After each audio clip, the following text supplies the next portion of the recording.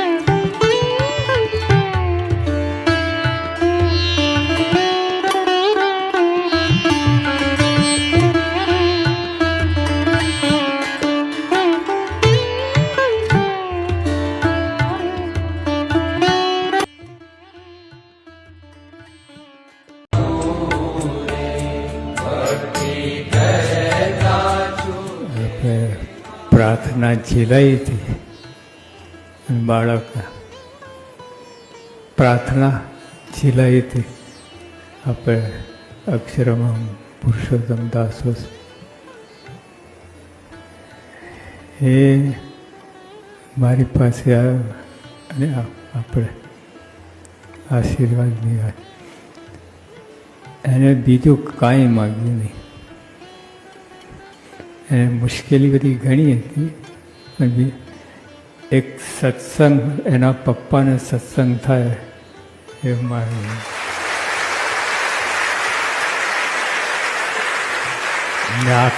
આંખમાં જળજરી આવી ગયા. आँख में जर्जरी जाएगी.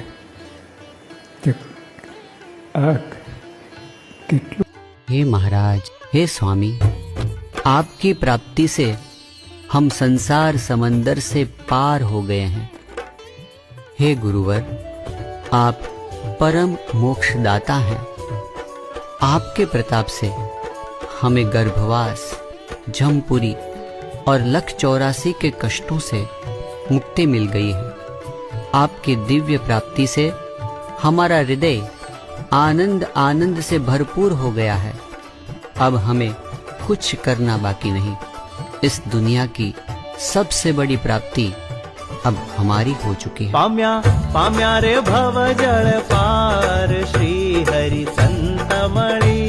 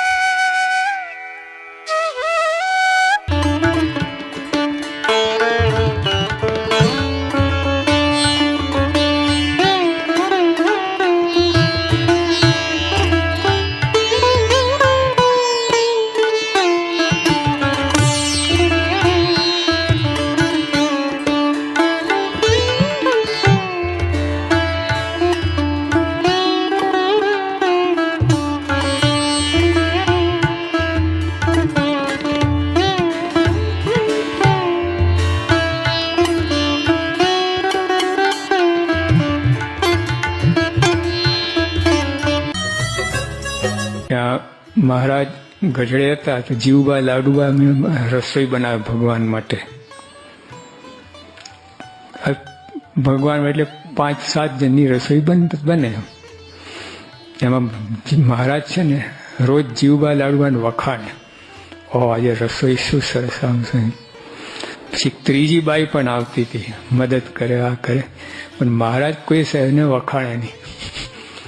એટલે બાઈને થઈ કે આ બે જ ભગત હું નહીં, આજે વાત છે કે દાળમાં મુઠ્ઠી ભરી મીઠું નાખ્યું. આટલી દાળમાં મુઠ્ઠી મીઠું એટલે આ દરિયાનું પાણી 3.5% મીઠું હોય છે, અને આ તો કેટલું 90% મીઠું. કેટલું ખારું છે. પછી દાળમાં નાખીને શાકમાં નાખ્યું, પછી ગોઠવાઈ ગઈ, સ્થાન લઈ લીધું, એને પોતાનું રિઝર્વ કરાવી લીધું ને. ભગવાન આયા જમવા, ભગવાન જમી ગયા, કંઈ બોલ્યા જ નહીં. તો બાઈને થઈ કે કેમ તું આ તપેલી બદલાઈ ગઈ શું? ક્યાંથી બદલાય? હું અહીંથી ખસી જ નથી. રવાયું પાસે આવી, મહારાજ આજે રસોઈ કઈ બની છે? ઓહો, મારે કે તમારો હાથ પડે ને બાકી રહે. જો ભગવાનના મોઢામાં ઈર્ષા. આ સત્સંગ મળ્યો છે એ સામાન્ય નથી મળ્યો, આ તો અતિ મોટો સત્સંગ મળ્યો છે. એ સત્સંગથી જ્યારે મતિ શુદ્ધ થઈ ત્યારે સમજાયું કે સંસારમાં સાર નથી, સાર તો સાચા સંતમાં જ છે. ઓહો, મારા જીવનની એ ધન્યતા કે શાસ્ત્રમાં જે સંતના લક્ષણ બતાવ્યા છે તેવા સંત મને મળી ગયા, અને સંત મળ્યા એટલે ભગવાન સાક્ષાત મળી ગયા. હવે મારી જીત થઈ ગઈ, ગર્ભવાસનો ભય ટળી ગયો, સંશય અને ખામી સમૂળા ટળી ગયા, મારા સઘળા કામ સરી ગયા.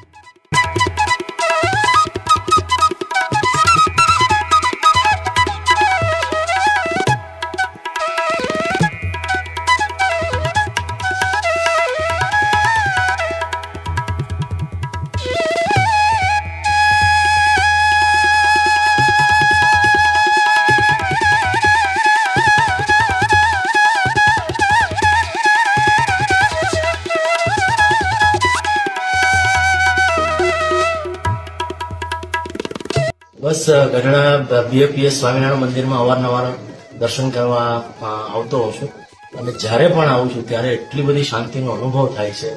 અને આ એક જેમ કે એક સાળંગપુરનું મંદિર છે, ગઢડાનું મંદિર છે, અને ગોંડલનું મંદિર છે. આ 3 મંદિર મારા એટલા પ્રિય છે કે જ્યારે પણ મને સમય મળે ત્યારે હું ચોક્કસ સમય કાઢી અને આ 3 મંદિરે અવશ્ય દર્શન કરવા આવું છું. અને આજે ગઢડા ખાતે સંધ્યા આરતીનો જે અલભ્ય લાવો મળ્યો એ ખરેખર અહીંયા તમે આવો, તમે પોતે સંધ્યા આરતી કરતો તમને અનુભવ થાય કે કેટલી બધી શાંતિનો અનુભવ છે અહીંયા.